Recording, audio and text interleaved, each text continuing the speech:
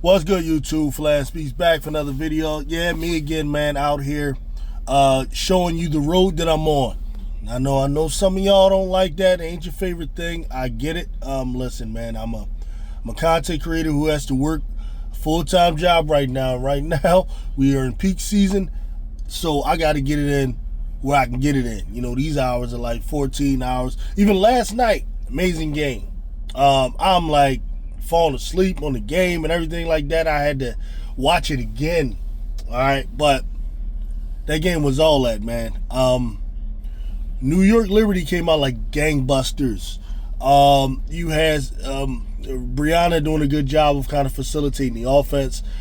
Sabrina came out somewhat aggressive, but the reason New York got that early lead and the way New York can win the series still, in order for them to win, if they can, Jonquel Jones has to dominate. Period. And I know she put up about 24 points last night. Looked good, but the majority of that was in the first half. And as far as her impact, I would have to go back and look at the exact number of points she scored here and there. But her impact was felt very much more in that first half. She was getting all those rebounds that the teams were missing. She was doing the cleanup stuff. She was hitting those threes. She was scoring. Right, Jonquel, if she dominates, I still believe New York wins the series. However, man, when we talk about the Minnesota Lynx, and I can't say enough about Cheryl Reeves. A lot of y'all don't like her for stupid-ass reasons that have nothing to do with her. It has something to do with somebody else that many of you are obsessed with. I can't say enough about her. This is one of the best coaching jobs I've seen. You're talking about someone that's coaching the team that was probably the most well-coached, best well-oiled machine all season. Coached the Olympics, and then come back and does this. She's always cool, calm, don't get too crazy, just sitting there with a look on her face of disgust. What the hell's going on? Call them to the side, and she got answers. She got answers, man. So you got Courtney Williams. Unbelievable. I was looking forward to the matchup between her and Sabrina. It is living up to it. You know, Sabrina had her moments, was hitting her threes early. Courtney had the last laugh. She had the last say last night. You know, I look forward to see how that goes next time. Such good point guard play, man. I mean, nice old school point guard. Reminds me a lot of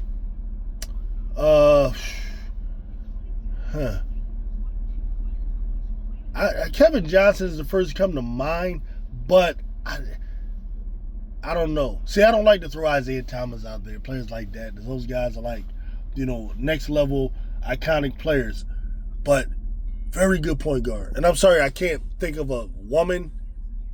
Like I told y'all plenty of times, I have not watched nonstop enough women's basketball in order to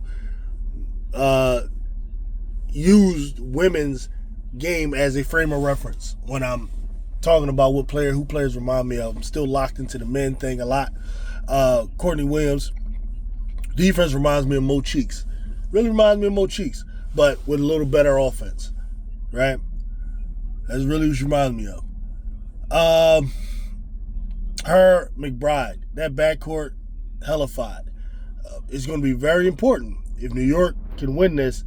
You know, whether it's Fibich or Vandersloot, who's going alongside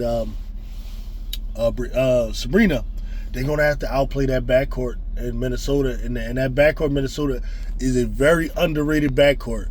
You know, all season I was believing that they were maybe around 8th or 9th best backcourt. I don't know why. I guess I was thinking it was Collier, and but McBride and Williams, man, you got to put them up there. They might be the best backcourt right now. Pretty much during the season, I was of the opinion that it was Jewel and Skylar. And though individuals, they're hella five players, they haven't played together long enough to build this type of chemistry, So that backcourt has to be outplayed by New York, or at least matched. And New York's backcourt wasn't that bad. It's just, man, these women are timely. They clutch. They play so damn sound on both sides of the ball, And Fee, man, Fee is having a season that is reminding me of, was that 2019? Kawhi. Whatever year Kawhi was with Toronto. I believe it was 2019. One of you brothers can correct me if I'm wrong about that. That's the Kawhi she's reminding me of. Like, that mid-range, automatic. Low post, automatic. And then she's locking down on the other end. That defense that she was putting on Breanna Stewart at times was unbelievable. And the fact that she can go out there, stick guards, a lot of y'all, I try to explain the importance of having those types of players on your team. For me, they are indispensable. They are indispensable. A player that can run out there and guard all different positions, man. And then turn around and give you buckets. That's what you build around. You build around two-way players. That's what you do. If you're just about entertainment and you think just a one-man show or one-woman show is the answer, more power to you. You win though with sound team ball, sound fundamentals, timely shots, clutchness, defense. That's how you win. And Minnesota's have all the makings of a team that's going to do that. Now, personally, I don't have a rooting interest either way. I'm not particularly a fan of either team. I'm a fan of the way they play, their style of ball. I like Sabrina Ionescu a whole lot. I think Breanna Stewart is a ridiculous player. Reminds me of, like, she's the one that's really the Larry Bird, in my opinion, of the league. It's not, others. It's like, it's Breanna Stewart. It's like, that's the first person I think of when I see her play, Larry Bird. And then you got Sabrina, who's, man, you can see the effect, man. You really see all those women, all those girls that Kobe Bryant, had influenced and had worked with. You really can see it, man. Very, very smart player. Love Ionescu. Lainey Hamilton, definitely one of my favorite players as well, because I love those two-way gritty players, man, that do the hard work, the nasty work. She's really going to have to. That's the one that I think has to kind of take away either McBride or Williams. I think Williams a little harder. Maybe her or McBride has to be the key. You got to slow down one of them. You can't have them all in the 20s every game, or this is just going to go.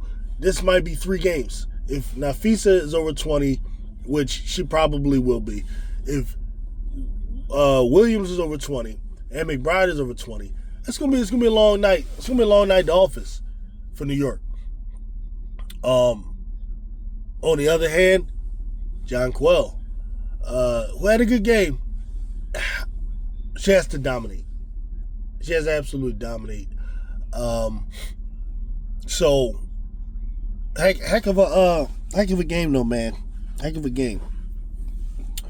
I look forward to game 2 for sure. I think New York has a good chance. I'm sorry. Yeah, New York. I expect New York to win game 2. I just think they're too good, to be swept like that at home. And if you look at the way they came out, it's possible they could do that again and hold on. You know what I mean? And then it wasn't like a type of loss that showed that there was this big separation between Minnesota and New York. I think it's close. So game 2, I'm expecting New York to go out there and win that. And as heck, the Sun. You figure the Phoenix Sun. The Connecticut Sun. took Minnesota 5. So in New York is a better team than the Connecticut Sun. So that's what I expect. I expect this to be a 5-game series.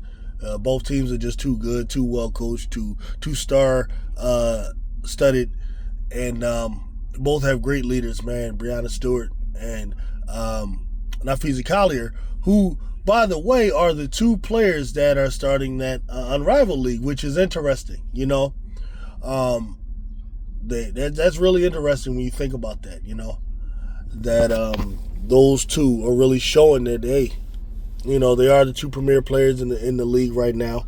So long as Agent Wilson is at home, and yeah, it's pretty much all I got on that, man.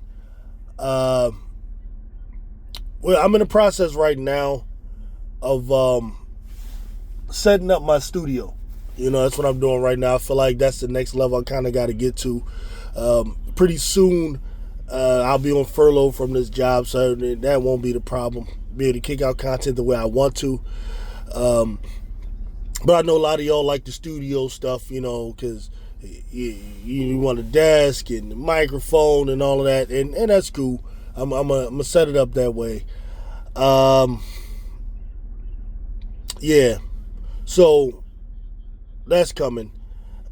Eagles got a heck of a game coming up against the Browns. I expect a W there. So we got Eagles content coming. Yeah, that's pretty much it. I gotta go ahead and handle my business. So we'll be in touch. Get back with you all. Peace out.